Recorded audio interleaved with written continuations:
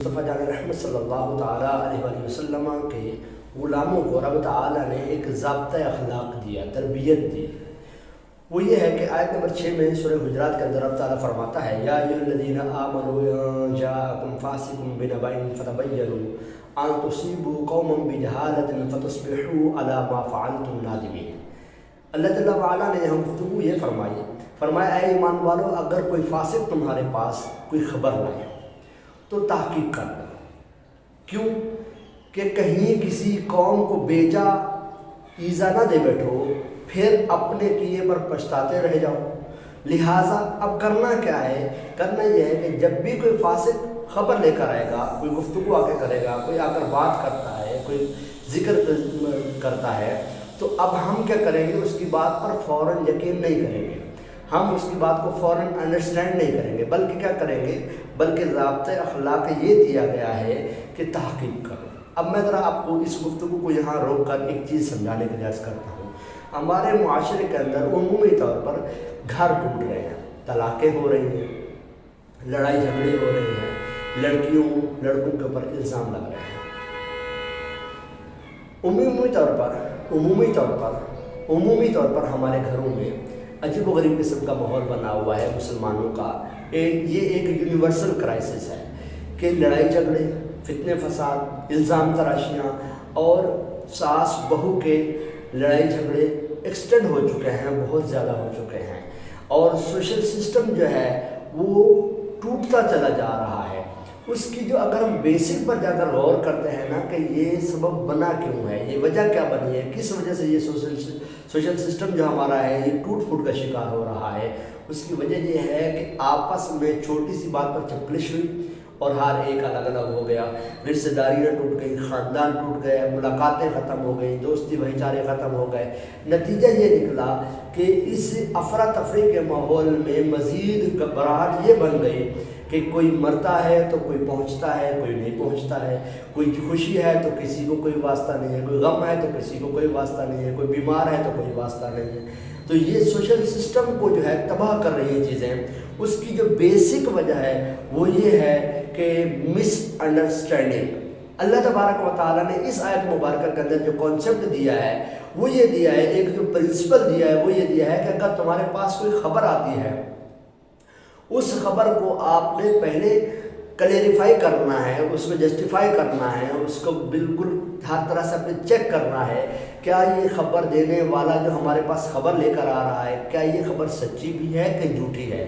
فرمایا ان تصیبوا قوما بجہالۃ فتصبحوا علی ما فعلتم نادمین، کہ تم اس حرکت کی وجہ سے نقصان کیا اٹھا بیٹھو گے کہ تم کوئی نہ کوئی نقصان کر بیٹھو گے، کوئی نہ کوئی غلطی کر بیٹھو گے، سامنے والی پارٹی پر کوئی نہ کوئی ایکشن کر بیٹھو گے، اپنا ایگریشن دکھا بیٹھو گے۔ جب بعد میں پتہ چلے گا نہیں قصور تو اس کا تھا ہی نہیں، اس کے بعد آپ جا کر کہو گے معذرت چاہتا ہوں، میں آپ سے معافی چاہتا ہوں، مجھ سے غلطی ہو گئی ہے۔ آپ بہو جا کر کہے گی ساس سے مما مجھ سے غلطی ہو گئی ہے، اور ساس جو ہے نا وہ بہو کو کہے گی، اب بیچ میں جو ہے نا وہ طرح طرح کے دیگر عوامل آ جائیں گے۔ نتیجہ یہ نکلے گا کہ اگر پہنچنے سے پہلے سب ہی تباہ ہو گیا، سب ہی ختم ہو گیا، تو نتیجہ یہ نکلے گا کہ اب گھر ٹوٹ چکے ہوں گے، اب سوائے ندامت کے کچھ باقی نہ رہے گا۔ فتصبحوا علی ما فعلتم نادمین، جو تم کر بیٹھو گے تو اس پر نتیجہ یہ نکلے گا کہ تم ندامت اختیار کرو گے۔ اب یہاں پر ایک اور اگلی گفتگو کرتا ہوں۔ اس آیت مبارکہ کا جو شان نزول ہے وہ بھی اسی وجہ سے ہے، مس انڈرسٹینڈنگ کی وجہ سے یہ آیت مبارکہ نازل ہوئی۔ اللہ تبارک و تعالیٰ کے محبوب صلی اللہ تعالیٰ علیہ وسلم نے بنو مستلق کی طرف حضرت ولید بن عقبہ کو بھیجا کہ جا کر وہاں سے صدقات لے کر آؤ۔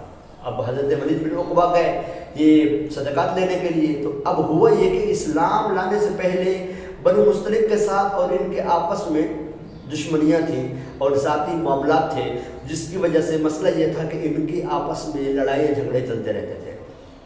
اب بنو مستلق کو پتہ چلا کہ حضرت ولید جو آ رہے ہیں یہ رسول پاک صلی اللہ تعالیٰ علیہ وسلم کی طرف سے بھیجے ہوئے آ رہے ہیں۔ اب یہ استقبال کرنے کے لیے کہ ہمارا بھائی ہے، ہمارے مصطفیٰ جان رحمت صلی اللہ تعالیٰ علیہ وسلم کی طرف سے بھیجا ہوا ہے، اب یہ استقبال کرنے کے لیے آ گئے، اور استقبال کرنے کے لیے تھوڑے سے نہیں بہت سارے افراد آ گئے، تو یوں ایک طرح سے ازدحام ہو گیا۔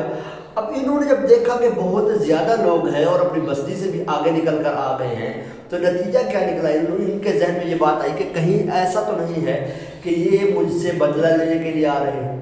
تو یہ چلے گئے واپس. مصطفیٰ جان رحمت صلی اللہ علیہ وسلم کی بارگاہ میں گفتگو جو تھی وہ آپ پیش کر دی. اب رسول پاک صلی اللہ علیہ وسلم نے کیا کیا؟ حضرت خالد بن ولید رضی اللہ تعالیٰ کو بھیجا. فرمایا کہ جاؤ جا کر وہاں پر معاملہ دیکھ کے آؤ کیا مسئلہ ہے. تو جب خالد بن ولید رضی اللہ تعالیٰ وہاں تشریف لے جاتے ہیں تو وہاں پر جا کر ان کو دیکھتے تو وہ نمازیں بھی پڑھ رہے ہیں، اذانیں بھی دے رہے ہیں، اور انہوں نے صدقہ بھی پیش کیا اور صدقات پیش کیے کہ یہ اسلام کے جو ہم پر حق ہے جو اللہ تبارک و تعالیٰ نے ہم پر لازم کیے ہیں یہ آپ صدقات لے جائیے. اب انہوں نے آ کر بارگاہ رسالت میں عرض کیا. رسول پاک صلی اللہ تعالی وسلم نے جب یہ معاملہ دیکھا تو اللہ تبارک و تعالیٰ نے آیت مبارکہ نازل فرما دی اور فرمایا کہ اگر تمہارے پاس کوئی ایسی خبر آ جاتی ہے کہ جس کو آئیڈینٹیفائی کرنا ضروری ہے، جس کی کلیریفیکیشن ضروری ہے، تو اس کو پہلے کلیریفیکیشن کرو اس کے بعد کوئی رائے قائم کرو، بلا وجہ کی رائے قائم مت کرو. اب یہاں پر ایک میں آپ کو اور بات کہتا چلوں کہ حضرت ولید بن عقبہ رضی اللہ تعالیٰ عنہ کے حوالے سے کہیں یہ بات ذہن میں بھی آنی چاہیے کہ جناب انہوں نے معاذ اللہ وہ فاسق ہیں، والعیاذ باللہ تعالیٰ کوئی بھی صحابی فاسق نہیں ہے، کیونکہ جو فاسق تھے وہ صحابی ہی نہیں رہے. رب تعالیٰ نے محبوب صلی اللہ علیہ وسلم کے ذریعے فرما دیا کہ یا رسول اللہ صلی اللہ علیہ وسلم، اے محبوب صلی اللہ علیہ وسلم یہ منافق ہیں، آپ ان کے بارے میں ان کو بتا دیجئے. تو وہ نکل گئے، جو فاسق تھے جو بھی تھے سب ختم ہو گئے. رسول پاک صلی اللہ تعالیٰ علیہ وسلم کا کوئی بھی صحابی فاسق نہیں ہے، تمام کے تمام صحابہ عادل قطعی جنتی رب تعالیٰ کی طرف سے بخشا ہے. تو یہ کانسیپٹ کلیئر کر لیجئے گا. اب میں جو بنیادی طور پر جو چیز عرض کر رہا تھا وہ یہ عرض کر رہا تھا رسول پاک صلی اللہ تعالیٰ علیہ وسلم پر نازل ہونے والا قرآن جو ہے یہ ہمارے معاشرے کے امن کا ضامن ہے. آپ دیکھ لیں بہترین قسم کی جناب وہ آپ کو یہ آیت مبارکہ ہر جگہ پر سمجھ آتی رہے گی. جہاں بھی آپ دیکھیں مس انڈرسٹینڈنگ ہے، جہاں پر دیکھیں لڑائی جھگڑے ہیں، آپ جب اس کو گروجنے بیٹھیں گے، چیک کرنے بیٹھیں گے، جب آپ دو لوگوں کی گفتگو سننے بیٹھیں گے، نتیجہ یہ نکلے گا کہ آپس میں غلط فہمیاں ہو گئی تھیں. جس غلط فہمیوں کے نتیجے میں یہ لڑائیاں ہو گئیں، ان لڑائیوں کے نتیجے میں قتل عام ہو گئے، ان قتل عام کے نتیجے میں بہت سارے لوگ ادھر کے بھی قتل ہو گئے، ادھر کے بھی قتل ہو گئے، بہت سارے گھر ادھر کے بھی ٹوٹ گئے، ادھر کے بھی ٹوٹ گئے، آپس میں رشتے بھی ختم ہو گئے. وجہ مس انڈرسٹینڈنگ اور کانسیپٹ کا کلیئر نہ ہونا ہے. کوئی بھی بات آئی اس کا کلیئر نہ ہونا ہے. اب یہاں پر میں اگلی آیت مبارکہ پر ہم چلتے ہیں جو چھٹی اور ساتویں اور آٹھویں آیت مبارکہ ہے. اس میں مصطفیٰ جان رحمت صلی اللہ تعالیٰ علیہ وسلم نے کچھ ارشادات فرمایا کہ وَاعْلَمُوا أَنَّ فِيكُمْ رَسُولَ اللَّهِ، جان لو اے ایمان والو تمہارے درمیان رسول پاک صلی اللہ علیہ وسلم موجود ہیں. لو یطیعکم فی کثیر من الامر لعنتم، اگر رسول پاک صلی اللہ علیہ وسلم تمہارے بہت سے معاملات میں تمہاری خواہش چاہی پر عمل کریں تو کیا ہوگا؟ لعنتم، تو تم مشقت میں پڑ جاؤ گے، ضرور مشقت میں پڑ جاؤ گے. ولیکن اللہ حبب الیکم الایمان، لیکن رب تعالی نے تمہارے دلوں میں ایمان کو پیارا کر دیا ہے. وَزَيَّنَهُ فِي قُلُوبِكُمْ، اور اس ایمان کو تمہارے دلوں میں آراستہ کر دیا ہے. وَكَرَّهَ إِلَيْكُمُ الْكُفْرَ وَالْفُسُوقَ وَالْعِصْيَانَ، اور اس پاک پروردگار نے تمہارے لیے کفر کو، نافرمانی کو ناپسندیدہ قرار دے دیا ہے. تمہارے دلوں میں اس کو ناپسندیدہ کر دیا ہے. تمہارے دل اس بات کو پسند نہیں کرتے کہ تم کفر میں پڑھو یا تم رب تعالیٰ کی نافرمانی میں پڑھو یا فسق و فجور میں پڑھو. فرمایا اولئک هم الراشدون، یہ جو ہمارے محبوب کے صحابہ ہیں یہ ہدایت والے ہیں. فضلا من اللہ ونعمہ، اور یہ ہدایت والے اللہ کے فضل اور اس کی نعمت سے ہیں. واللہ علیم حکیم، اللہ علم والا ہے، حکمت والا ہے. تو بہت ساری گفتگو میں نے آپ سے کی اور اس سے آپ کو کانسیپٹ کلیئر ہو جانا چاہیے کہ اللہ تبارک و تعالیٰ کے محبوب صلی اللہ تعالیٰ علیہ وسلم کی بارگاہ میں صحابہ کرام علیہ رضوان کو جو ضابطۂ اخلاق دیا گیا وہ یہ دیا گیا کہ میرے محبوب کی بارگاہ میں جب آؤ نا تو گفتگو جو کرو اس کو دیکھ بھال کے کیا کرو، اور جو محبوب فرما دے اس پر بھی غور کیا کرو، اور جو محبوب کی بارگاہ میں تم پیش کرتے ہو اس پر خیال رکھا کرو. کہیں ایسا نہ ہو کہ رسول پاک صلی اللہ علیہ وسلم تمہاری کوئی بات مان لے اور پھر وہ تمہارے لیے آزمائش کا سبب بن جائے. ایک مرتبہ سید عالم صلی اللہ تعالیٰ علیہ وسلم تشریف فرما تھے، آپ حج کے متعلق احکامات خداوندی بیان فرما رہے تھے، فرمایا رب تعالیٰ نے تم پر حج فرض کیا ہے لہذا تم حج کرو۔ تو ایک صحابی عرض کرتے ہیں یا رسول اللہ صلی اللہ علیہ وسلم اوفی کل عام، کیا ہر سال حج کرنا ہے؟ رسول پاک صلی اللہ تعالیٰ علیہ وسلم نے جواب نہ دیا، فرمایا اللہ تبارک و تعالیٰ نے تم پر حج فرض کیا ہے تو حج کیا کرو۔ وہ پھر عرض کرتا ہے وفی کل عام یا رسول اللہ، کیا رسول پاک صلی اللہ علیہ وسلم ہر سال کرنا ہوگا حج؟ رسول پاک صلی اللہ علیہ وسلم نے پھر جواب نہ دیا۔ رسول پاک صلی اللہ علیہ وسلم نے فرمایا اللہ تعالیٰ نے تم پر حج فرض کیا ہے۔ اب وہ صحابی پھر عرض کرتے ہیں یا رسول اللہ صلی اللہ علیہ وسلم کیا ہر سال حج کرنا ہے؟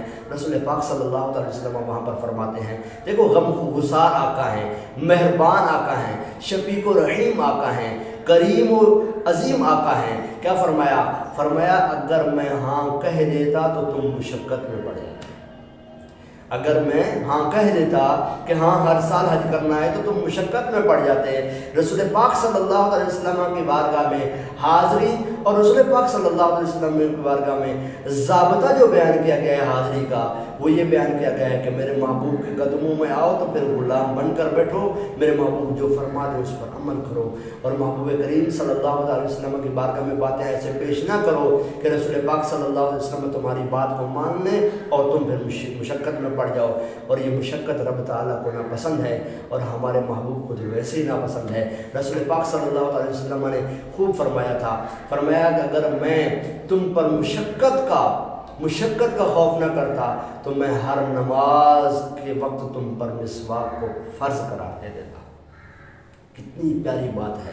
آپ نے فرمایا کہ اگر مشقت کا خوف نہ ہوتا، رب تعالیٰ کو مشقت ناپسند ہے، لہٰذا اے مسلمانوں، اے بھائیوں، اے بہنوں، اے بچیوں، خیال کرو اور اپنے رویوں میں نرمیاں لاؤ، اپنے اخلاق میں نرمیاں لاؤ۔ ساس بہو کے ساتھ پیار کرے، بہو ساس کے ساتھ پیار کرے۔ کوئی بھی آپ لوگوں کا گھر توڑنے کی بات کرے، آپس میں کوئی بھی مس انڈرسٹینڈنگ کی بات کرے تو فوراً پہلے ایک دوسرے سے پوچھ لیا کرو بیٹا تم نے یہ بات کہی ہے کیا ایسے ہے؟ اور بہو اپنی ساس سے کہہ لے امی میں نے یہ بات سنی ہے کیا ایسے ہے؟ امی مجھے کسی نے یہ بات کہی ہے، آپ دیکھ لیں کہیں ایسا تو نہیں ہے کہ ہمارے آپس میں ہماری محبتوں کو خراب کرنے کے لیے کوئی بول رہا ہو، ہمارے گھر کو توڑنے کے لیے کوئی بول رہا ہو۔ لہٰذا سب سے پہلے آپس میں ایک دوسرے کے ساتھ کلیریفیکیشن کریں۔ بیٹا باپ کے ساتھ رابطے میں رہے، باپ بیٹے کے ساتھ رابطے میں رہے، بہو اپنی ساس کے ساتھ، ساس اپنی بہو کے ساتھ آپس میں رابطے میں رہیں اور ایک دوسرے کے ساتھ اچھے انداز سے پیش آئیں۔